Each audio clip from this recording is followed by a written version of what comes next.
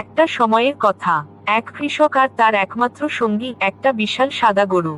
মোটা লম্বা শিং, শান্ত চোখ, তার উপর ভর করে মাঠ চাষ করত। রোদে পড়লেও, বৃষ্টিতে ভিজলেও একসাথে কাজ করেছে তারা।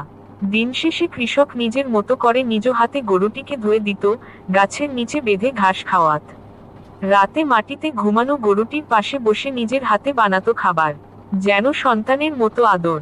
কিন্তু সময়ের চাপে একদিন গরুটিকে তুলে দিন ট্রাকে। যাচ্ছিল হাটে, কৃষকের চোখে জল, গরুটির চোখে করুণ বিদায়।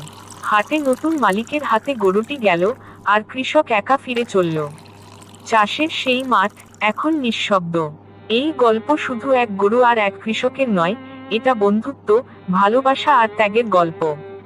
সময়ের সাথে সব বদলায়, কিন্তু ভালোবাসার স্মৃতি থেকে যায় চিরকাল।